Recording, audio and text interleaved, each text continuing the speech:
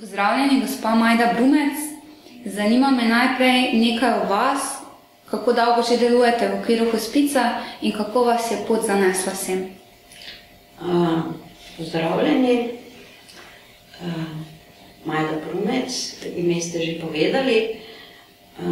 Po poklicu sem medicinska sestra in če bi kar nadaljevala, kaj me je prineslo v hospic, pravzaprav moja stiska v poklicu. Takrat, ko sem začutila težo, ko so hudo zboleli in umirali ljudje in sem bila v stiku z njihovimi svojci, to je bilo v domu upokojencev, takrat sem začutila eno hudo stisko in sem imela ravno srečo, da je takrat začel z delovanjem hospic v Sloveniji in lahko rečem, da sem se mu priključila že takoj v začetku. Če gledamo na slovenske razmere, v Mariboru pa tudi takoj po ustanovitvi in letos bo to 16, je bilo 16 let. Torej, Mariborski hospic obstaja že 16 let, kje pa deluje in na kakšen način? Mogoče bi najprej o slovenskem. Slovensko društvo Hospic je bilo ustanovljeno leta 1995 v Ljubljani.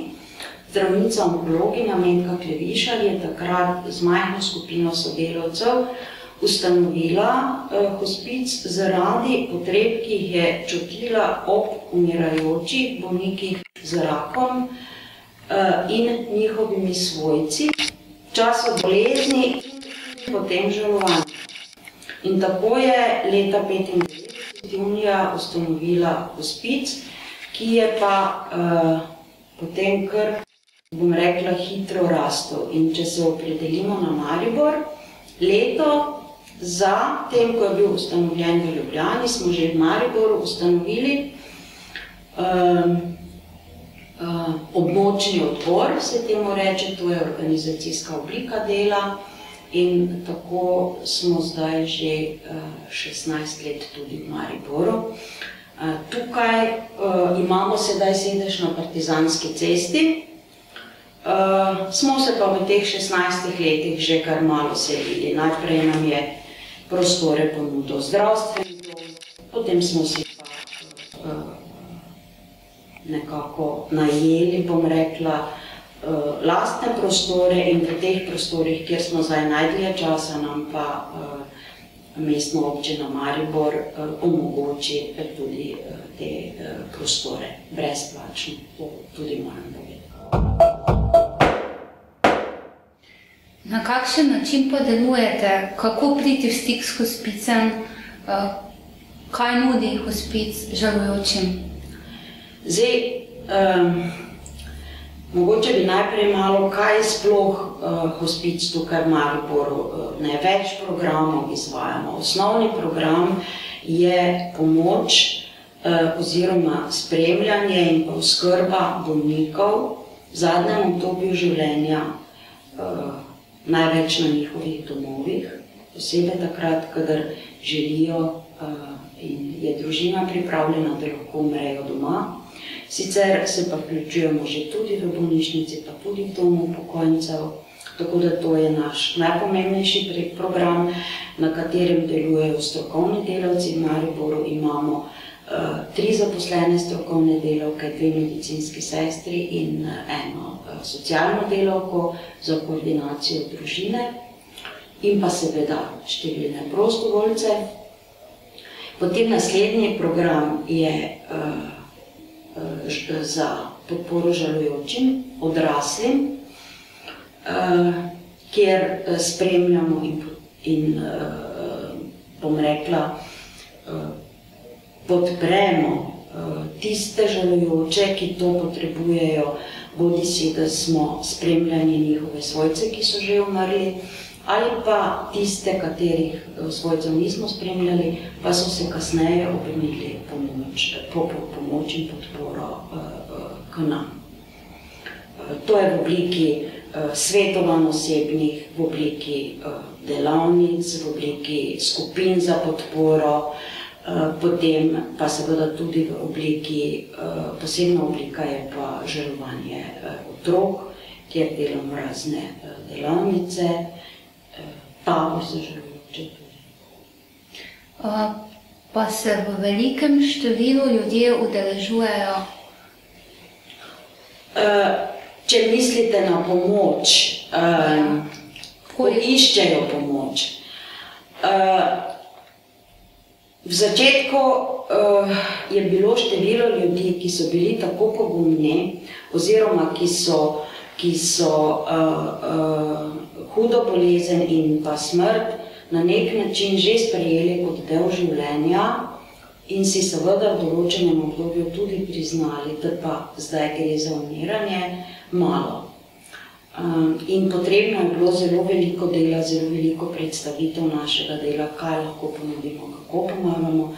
Zdaj, seveda z leti, pa je vedno več. Pomembno je tudi to, da nas je sprejela tudi zdravstvena služba.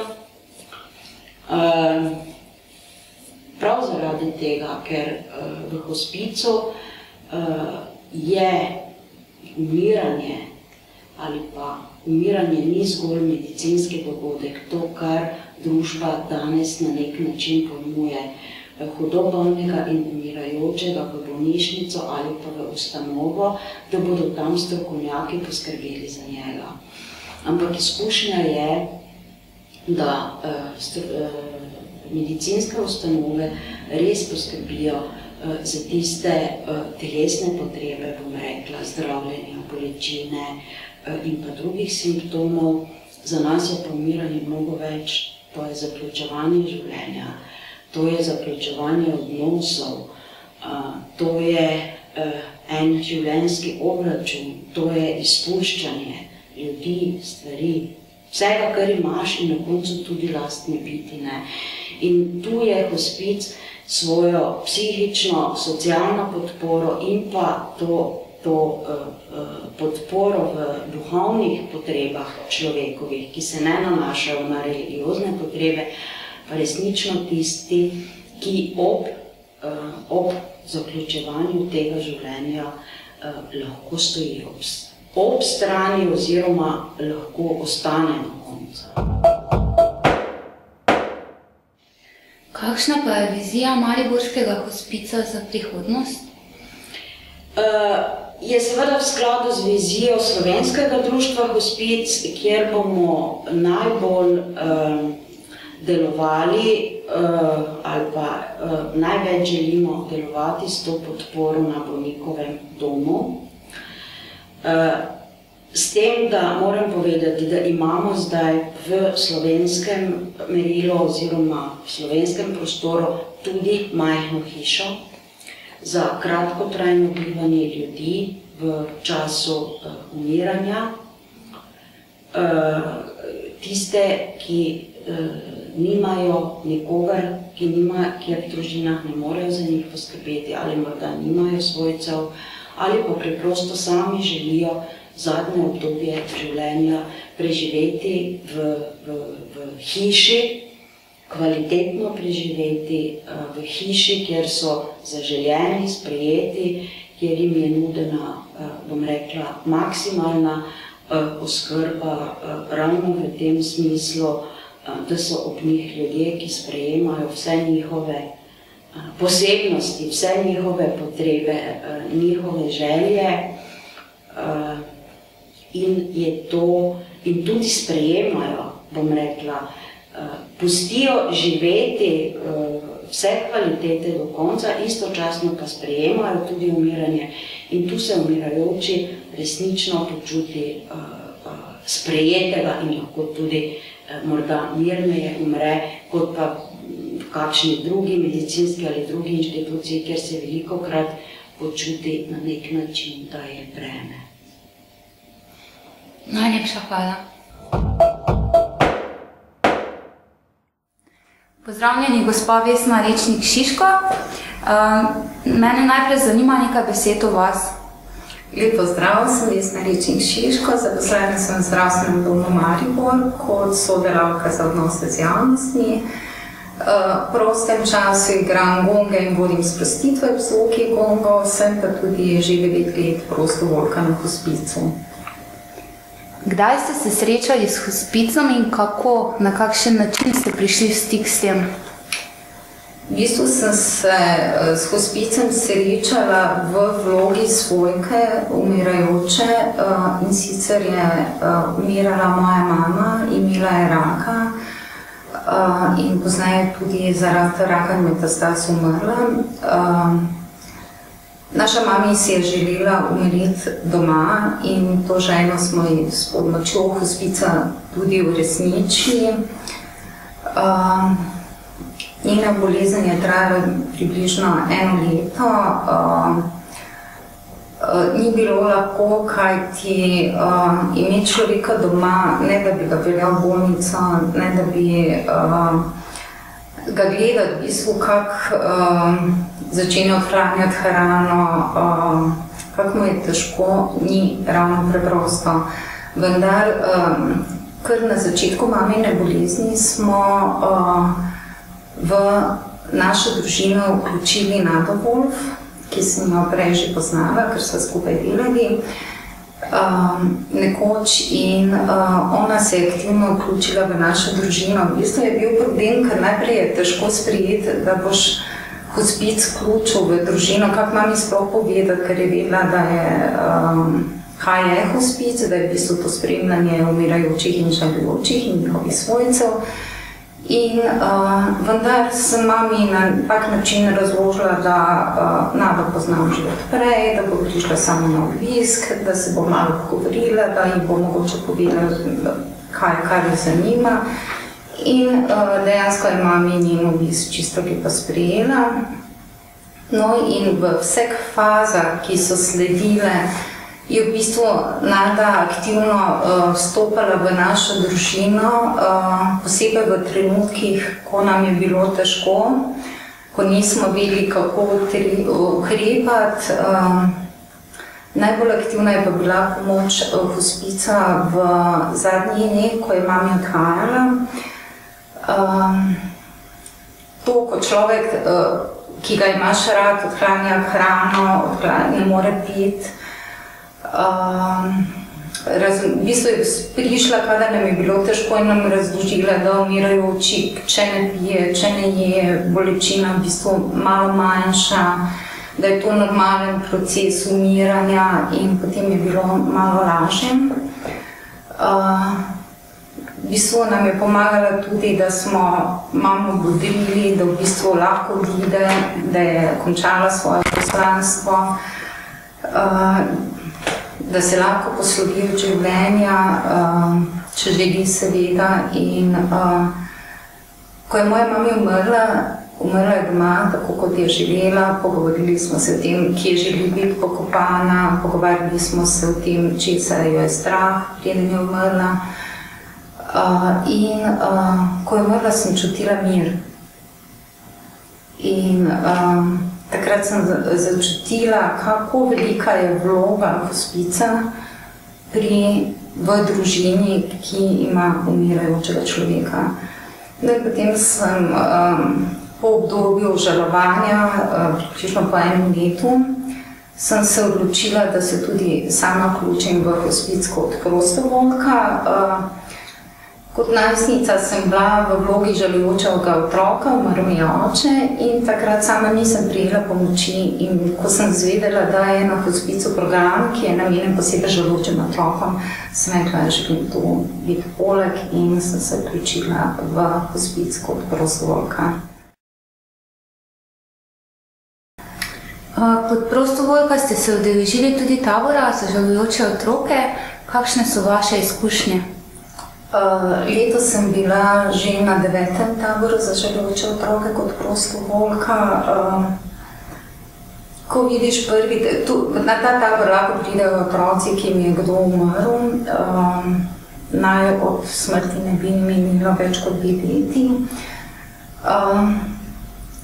Ti otroci pridejo na ta tabor tako kar prestrašeni, kakšen tabor je to, se bomo pogovarjali o smrti. Ampak potem navadno, ko odhajajo, pa so objemi, pa je veselje. In ko jih vprašaš, kak je bilo, rečejo, bilo je super, samo prekratko. Tako da to je dokaz, da jim tabor pomaga, v bistvu že zato, ker so med seboj enakimi. V bistvu vsak izmed njih je izgubil nekoga sebi dragega in imamo tudi delavnice z njimi, od skupnih glasbenih, pravljičnih obredov, kjer darujejo pismo mrtvi osebi, ki so ga napisali in ga potem darujejo ognju. Do potem delavnic, ki potekajo v skupinah, od tabora se udeležijo otroci od 5 do 17 let nekje.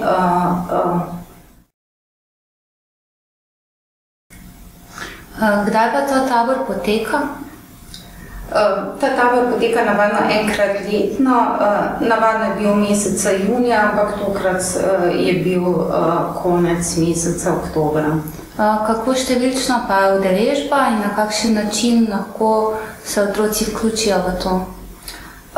Letošnji tabor, ki je potekal konec oktobra, je bil, mislim, da eden najštevilčnejši, bilo je kar 31 otrok.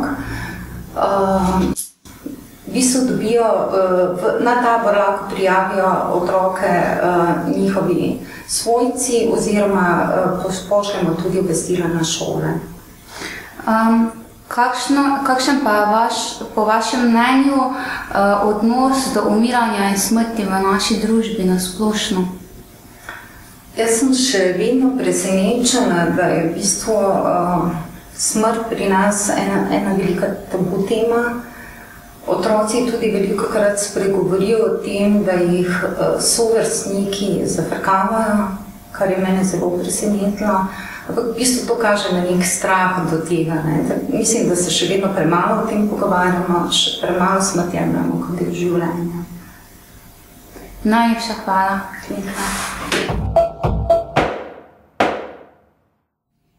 Pozdravljeni, gospa Marija Cehner.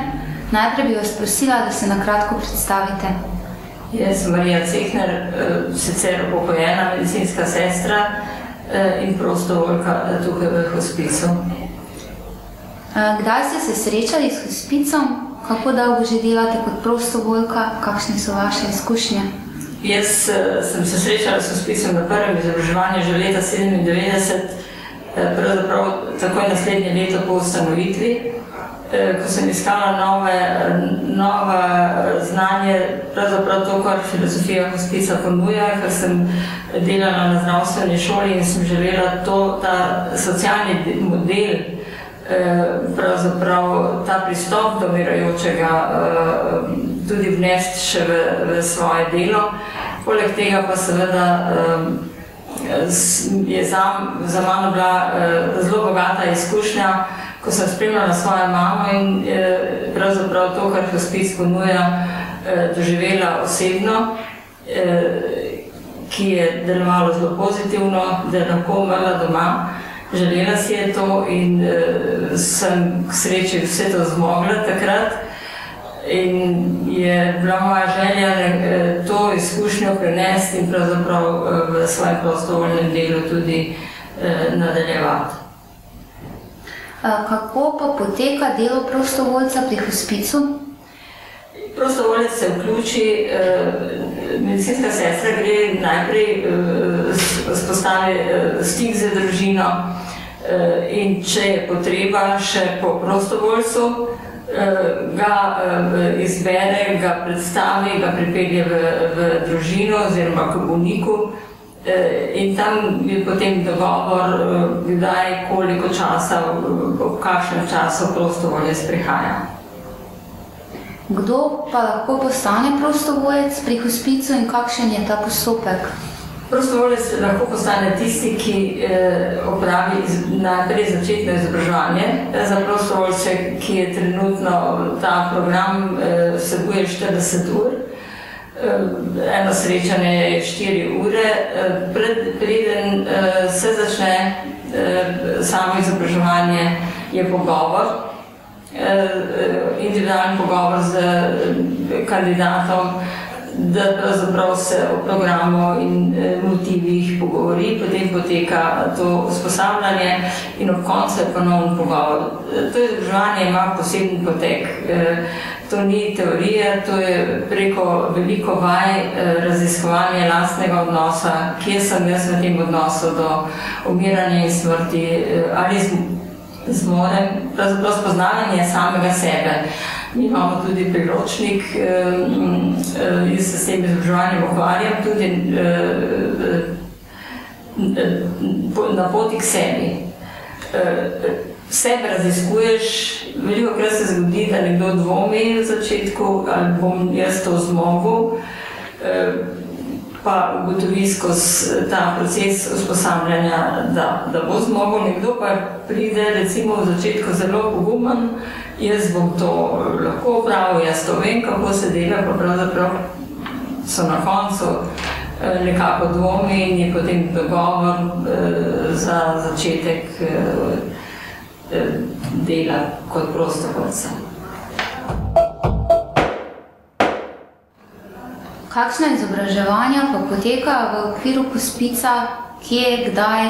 Ja, torej, poleg izobraževanja prostovoljcev, ki je seveda najpomembnejše, da lahko deluje društvo, potekajo še druga izobraževanja za strokovne delavce, za splošno javnost. Ravno vsak prvi torek v mesecu imamo neko temo, kamor so povabljeni vsi, preko medijev povabimo in vsak lahko na ta način to spoznava in gradi zaupanje do hospica, ko bi v trenutku, ko bi ga potreboval, da ga lahko prihaja. Tako, in potem seveda tudi z izdajanjem kakšne literature in predstavitvami hospica, kjerkoli je možno. Tudi danes je ena taka priložnost, da lahko povemo, kdo smo, kje smo, ko so ljudje v stiski, lahko pridejo. Kakšen je po vašem mnenju odnos do umiranja in smrti v naši družbi? Je to že dovolj sprejeto, ali še je vedno to neka tabu tema? Tu se še vedno spopadamo s tabu temo na vseh nivojih, v vseh okoljih, tudi nažalost v strokovnem okolju, ker je seveda način življenja tudi takšen, da se umikamo temu normalnemu procesu in želimo obvarovati svoje, želimo obvarovati otroke. Strah nas je, raje ne odpremo takšno knjigo, ki o tem piše, ne pogledamo takšnega filma in pravzaprav se s tem vedno bolj oddaljujemo in ko smo v stiski in ne zmoremo preko teh strahov in se raje omaknemo na nek način. Kaj bi pa vi priporočali nekomu, ki se sooča z izgubo, s težko boleznijo? V okviru hospica, kaj lahko nudite? Torej, prva stiska, ki jo doživi tudi recimo v neki težji diagnozi, da pride na en pogovor, ali kot bolnik, ali kot svojc, ker tu mu bo predstavljena pravzaprav možnost podpore, ki jo lahko dobi in hkrati tudi priložnost graditve zaupanja. Dogaja se, da je ljudi strah. Hospic je enako smrt. Mi pa pravimo, da je hospic življenje. Z našim delovanjem pravzaprav prinašamo življenje v tisti del, ko je najtežji in želimo biti sopotniki in smo sopotniki, sprejeti kot sopotniki na tem modelu poti, da zmorejo lažje potem svojci. Tako da to je en dober začetek, da se nekako pride. Spomnim se enega primera, ko smo, torej kot prostovoljka, ko sem bila pripeljana v družino, ko je naša medicinska sestra, koordinatorka nas pripeljala in je mož rekel, jaz želim spoznati ljudi, jaz želim spoznati, kdo je tisti, ki bo prihajal k moji ženi, ki umira in želi umreti doma. Tako da te ovire nekako premagati in seveda, ker je možno, da se predstavimo. Kakšen profil ljudi pa se ponavadi vključi v delovanje hospica kot prostovoljec? Tukaj srečamo pravzaprav različne ljudi. Če sama zase pomislim, moj motiv, zakaj delati kot prostovoljec, je bil ta, da pravzaprav izpolnim nekaj, ko bom se upokojila, da bom delala neko delo, humanitarno nadaljevala.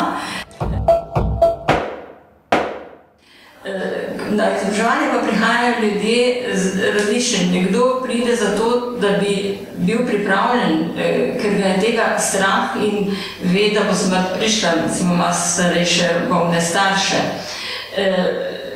Niso redki in kar veliko je takšnih, ki so izgubo doživeli, ki so doživeli pravzaprav, še posebej tisti, ki so doživeli spremljanje v hospicu in ugotovili, kako je bila ta podpora koristna in tudi v pomoč v času žalovanja in se kasneje odločijo za prostovoljca.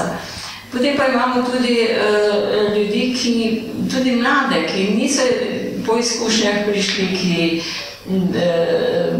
nekako jih ta tema pritegne in želijo na tem področju raziskovati. Kakšna pa je konkretno vloga prostovoljca v žalujoči družini? Zdaj mislite žalujoči, ali pa torej, če dvoje delajo naši prostovoljci. Izobraževanje se nadaljuje še za žalujoče, verjetno bi pa nekaj besed bilo treba povedati. Več prostovoljcev je aktivno vključenih v družino, kjer je bolnik, kjer umira nekdo. Zato, da je družina razbremenjena, da lahko opravijo svojci druge stvari in je prostovoljec prisoten pri umirajočem. Kaj bo tam delal? Najprej seveda mora biti povabljen, potrebo se izrazi v družini in potem je pri bolniku prisoten za tisto dejavnost oziroma za to, kar čuti bolnik, da rabi, ali lahko, če je še toliko veljavčih, mu bere, lahko igra šah, recimo z njim, če ima interes do tega. Ga pride tudi še na sprehod, če je to možno. Če pa je stanje težje, včasih so tudi nezavestni, smo pa prisotni, zato so svojci v tistem času brez skrbi, ker je prostovoljec usposobljen za takšno spremljanje. Se sooča potem za to podporo bolniku, ki morda postavlja kakšna vprašanja, ki jih svojim ne želi se pogovoriti o čem. Tudi kakšna pomoč manjša, recimo da mu kaj ponudi, da mu pomaga pri hranjenju ali pa kakorkoli. Te potrebe so zelo različne in so popolnoma individualne glede na stanje bolnika, kaj bo prostovoljec delal in kdaj bo. Recimo ena izkušnja, ki jo imam osebno, sem bila eno noč pri eni umirajoči, ker je hčerko bilo tako zelo strah, je rekla, mene je preveč strah, da bi jaz lahko bila ob njej, ko bo umrla. Tako da sem bila jaz prisotna in hčerka tega ni zmogla. Bila je prej, čez dan smo ji nudili podporo, po noči pa sem bila jaz prisotna in ko je umrla, smo jo poklicali in smo bili skupaj, recimo, uredili. Zelo različno, ali pa recimo nek del počitka potrebuje svojc, ki težko pravzaprav to izpusti, da nekdo drug poskrbi. Zato je tako važno to zaupanje, ki se spostavi v družini, ko pridemo, da nam zaupajo in zato tudi ne pridemo nepovabljeni. Vedno prej pogovor z koordinatorko, ki pravzaprav prva vstopa v družino in stike spostavlja z socialnim delavcem in z nami prostovoljci, kadar je treba vstopiti. Najlepša hvala.